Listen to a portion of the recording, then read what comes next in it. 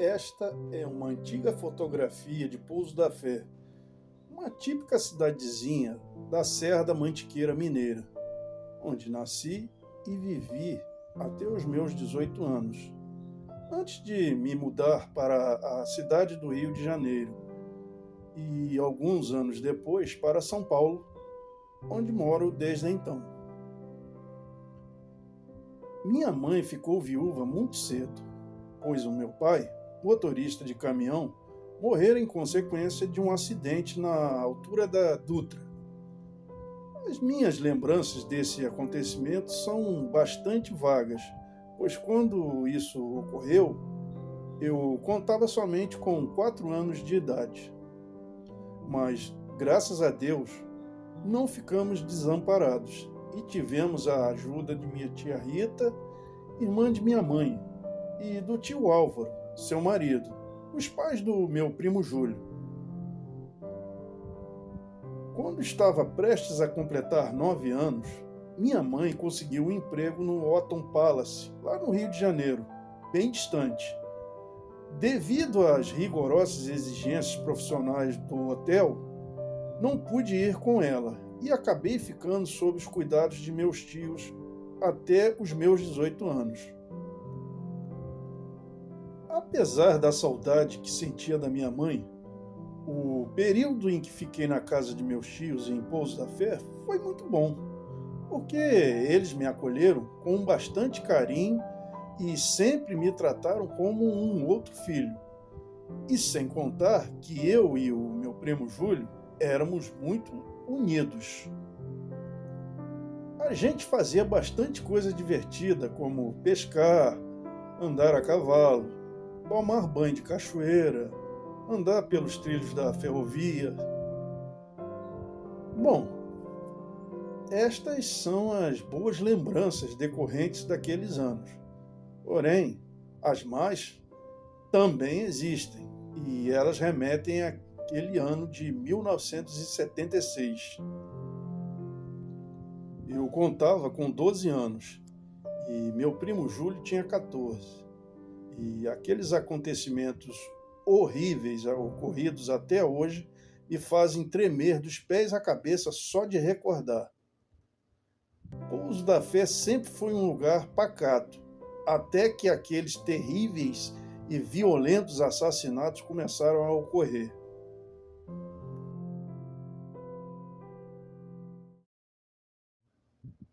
A coisa toda começou durante a lua cheia de fevereiro, um mês antes do início das aulas. Havia um morador de Pouso da Fé, bem conhecido, o seu Neco Braga. Ele era muito gente boa, mas também era um daqueles típicos beberrões. Passava a maior parte do tempo tomando umas e outras, como se dizia.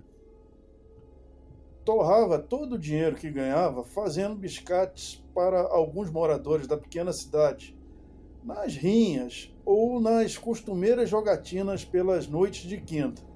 E numa dasquelas noites, após mais um jogo de cartas, ele voltava à tarde para o casebre onde morava e que ficava um pouco afastado da cidade. Seu Neco andava por uma das estradas de terra, deserta e erma, sob a luminosa lua cheia. Sob o efeito da cachaça, ele cambaleava de um lado a outro, sem noção das coisas. Embora bastante bêbado, seu Neco conseguia cantar perfeitamente uma das mais afamadas músicas da tradicional boemia.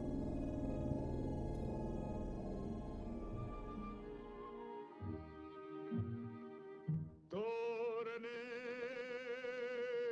um ebre na bebida, busco esquecer aquela ingrata que eu amava e que me abandonou, apedrejado pelas ruas, vivo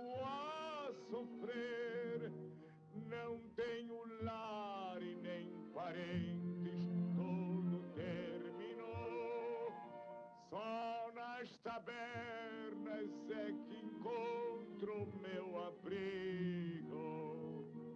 Cada colega de infortúnio é um grande amigo, que embora tenham como eu seus sofrimentos. Ocorre, porém, que algo ou alguma coisa espreitava o seu Neco. E com um impulso selvagem, a coisa atacou seu Neco, que, quando deu por si, caiu sobre o seu peso. Seu Neco gritou, mas ninguém ouviu. Saciada sua sede de sangue, a coisa sumiu pela mata ao redor, deixando para trás o seu Neco, sem vida, com a garganta estraçalhada. No dia seguinte, seu cadáver foi encontrado na estrada. O delegado concluiu que o seu Neco, por estar muito embriagado, acabou tendo o azar de ser vítima do ataque de uma onça faminta ou sussuarana, pois não havia evidências para se chegar a outra conclusão. E assim, as mortes começaram. Mas, àquela altura, ninguém ainda sabia o que estava por vir nos meses seguintes. Até porque o Neco Braga era só um tipo bêbado. E o que houve aparentou ser um lamentável infortúnio.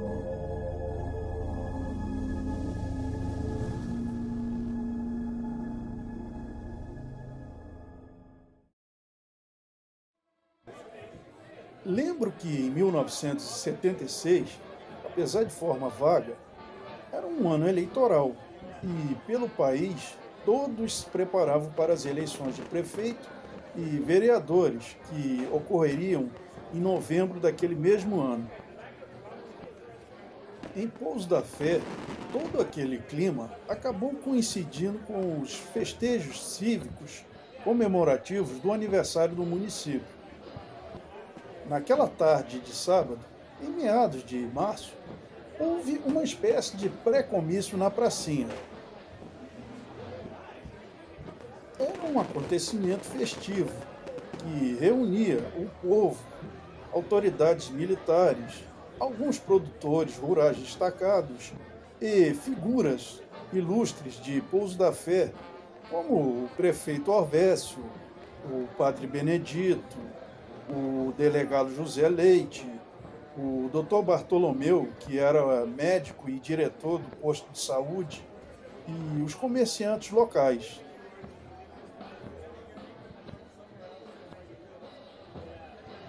Eu e meu primo Júlio, junto com os nossos colegas de escola e de rua, aproveitávamos a ocasião para nossas brincadeiras na pracinha. Essa era a nossa turminha de colegas. Havia outros, mas esses eram os principais. Da esquerda para a direita da fotografia, eu, o meu primo Júlio, o Zeca, o Pedro, o menino agachado em frente ao Zeca, e, para fechar, o Nestor e o Vandinho pé de vento.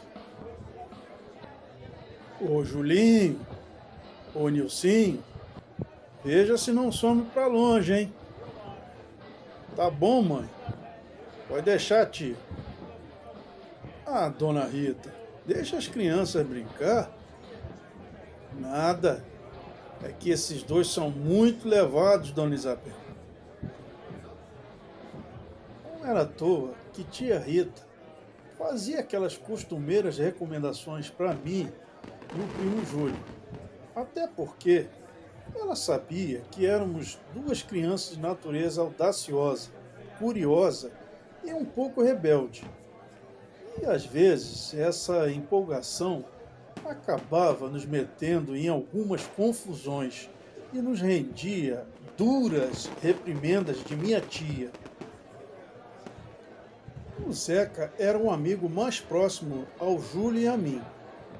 E eles, por serem os mais velhos, Eram naturalmente os líderes de nossa turminha nas brincadeiras. Ímpar, ganhei, sou a polícia. Tá, mas eu começo a escolher os bandidos primeiro, certo?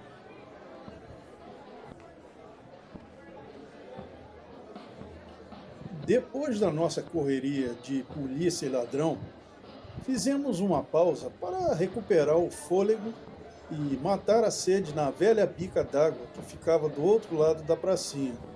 Ao mesmo tempo em que o prefeito, em cima do coreto improvisado de palanque e cercado pelos correligionários políticos, fazia ao povo os seus costumeiros e longos discursos esquisitos.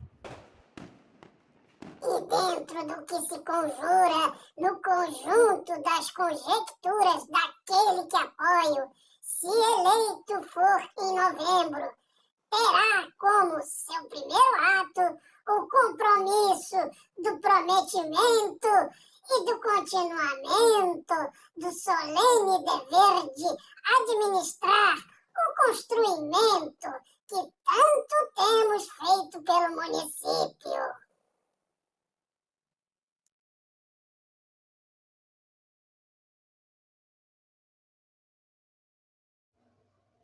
Durante nossa rodinha de conversa, acabamos lembrando do seu Neco Braga e sua morte. O Pedro falava. E seu Orlando disse que naquela noite ouviu uivos de lobo, de madrugada, que talvez fosse um lobisomem. Mas o Zeca riu e, retrucando, o Pedro disse: Eita, quanta besteira! Sei não, mas disse que lá em Piranguim já viram um. Observou o meu primo. Ah, outra besteira. Você também acredita nessas bobagens, Julinho? Vai dizer que você não tem medo. Lembra do marido da dona Olga? Interveio o Pedro imediatamente. E que tem isso? Vivia se metendo pelo mato? Com certeza topou com alguma sussuarana. Tá, mas o seu Chico Birola lá da mata diz que o lobisomem existe, de verdade. Ah, Pedro, e você acredita na patranha daquele macumbeiro? Tudo invencionice dele só para assustar o povo e ganhar pelas suas rezas. Não foi à toa que o padre Benedito deu um sermão nele. O Zeca era sempre assim. Era o mais cético da nossa turma quando o assunto era o sobrenatural. Eu me lembro que durante os recreios na escola, ele sempre ria dos causos de assombração contados pelos nossos outros colegas, sempre contrariando as opiniões e jamais dando o braço a torcer, jamais admitindo o sobrenatural. Essa possibilidade era para ele ridícula. Tudo para o Zeca tinha de ter uma explicação lógica e racional. E naquela conversa ali na pracinha, ele não agia diferente quando lembramos o caso de seu Neco Braga e os boatos que corriam pela vizinhança sobre o fato de ter sido noite de lua cheia quando o seu Neco Braga foi morto na estrada. Mas para o Zeca, isso era apenas uma simples coincidência.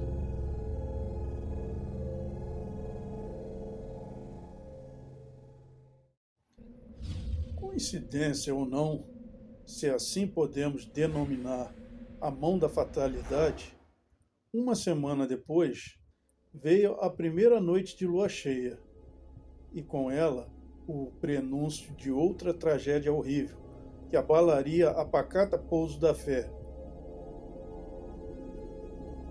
A Eliane era uma das filhas do seu Gilson e Dona Carmen, e morava perto da nossa rua. Era uma moça muito bonita, por volta de seus 19 anos, e todos os moleques, inclusive eu, eram apaixonados por ela em segredo. Coisas de garotos naquela fase de descoberta dos encantos femininos. Ela trabalhava de atendente numa lanchonete de parada de ônibus, às margens de uma rodovia estadual. Todas as noites, após cumprir o seu horário de serviço na lanchonete, ela voltava para Pouso da Fé, no último horário, das 22 horas, numa precária linha de ônibus, que era a única que fazia aquele trajeto de terra.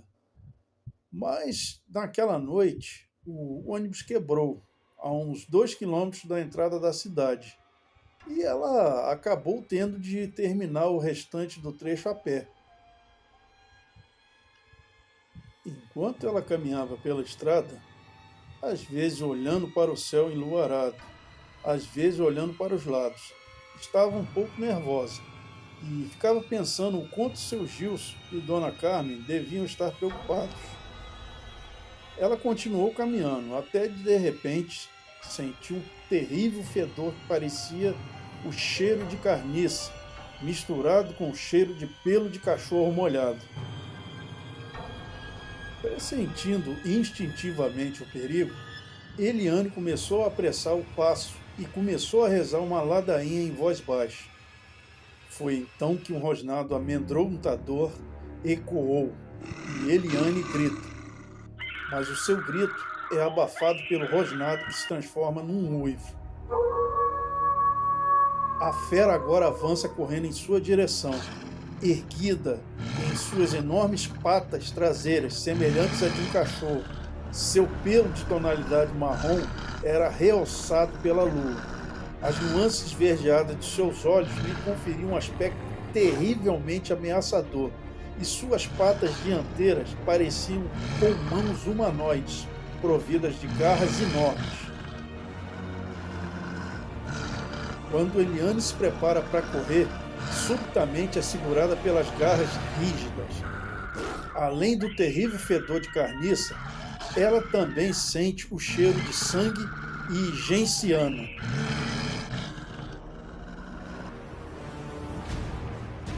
O seu corpo foi encontrado no domingo, pela manhã, mutilado e sem as entranhas.